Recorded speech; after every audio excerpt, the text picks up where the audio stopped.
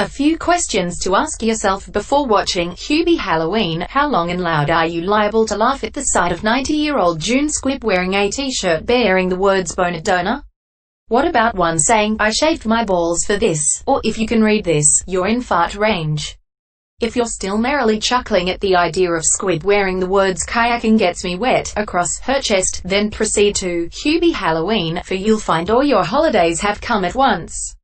That's about as good as the running gags get in Adam Sandler's latest Netflix joint, which isn't especially quick or funny even by the comedian's basic standards, but is also too cheerfully, indifferently silly to raise much ire. Fans only need apply. Sandler's work for the streaming giant has evolved to a level as industry-proof as it is critic-proof, dependent merely on an algorithm to find those who will laugh at its jokes. Hey, we should all be so lucky. Yet the broad, in multiple senses, reach of Hubie Halloween suggests that fan base spans a few generations. Essentially throwaway family entertainment with as much faint sexual innuendo as can fit under a PG-13 ceiling, the film offers up Sandler's once signature gross-out shenanigans in obligatory fashion. Within the first 2 minutes, there's a projectile vomiting joke with so little payoff as to seem almost sheepish, soon cleaned up and out the way so the wholesome life lessons can begin.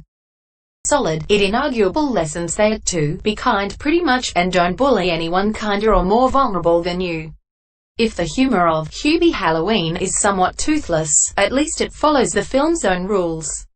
Squibb's randy t-shirt collection aside, Sandler's script, co-written with longtime collaborator Tim Hurley, makes the star the butt of most of its jokes, if only so it can then tell us that making anyone the butt of a joke isn't very nice. As Hubie Dubois, a middle-aged virgin who has never shed the mentality of a middle school hall monitor, Sandler takes her character whom a harsher era of lowbrow comedy would have portrayed as mentally disabled, and instead merely makes him a study in victimized to cure for this world's sweetness. It's a walk, and the only one to be seen in a film otherwise drawn entirely with magic marker. It's Halloween in Hubie's hometown of Salem, and if you think the film isn't going to draw a connection between the 1692 witch trials and the modern-day locals' persistent bullying of uber-naive Hubie, you have either under- or overestimated it.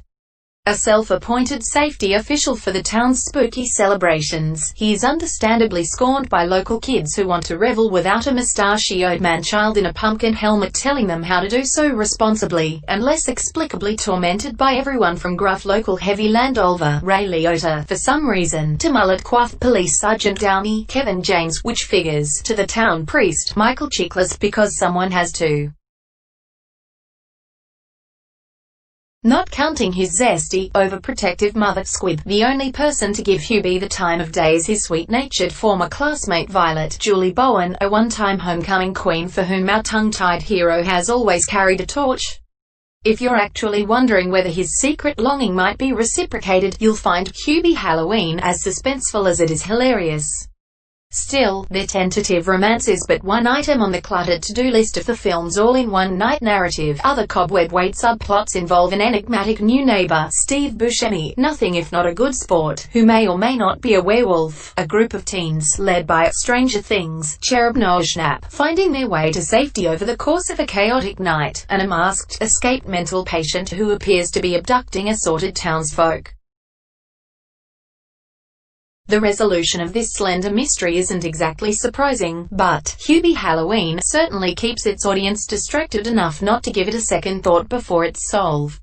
Just keeping a running count of the film's scattered star cameos is a full-time job, ranging as they do from pro forma Ben Stiller Rob Schneider to Sparky Maya Rudolph, faring best of several Saturday Night Live alumni, to seemingly drawn at random Shaquille O'Neal, whose disguise of sorts is the eeriest thing here.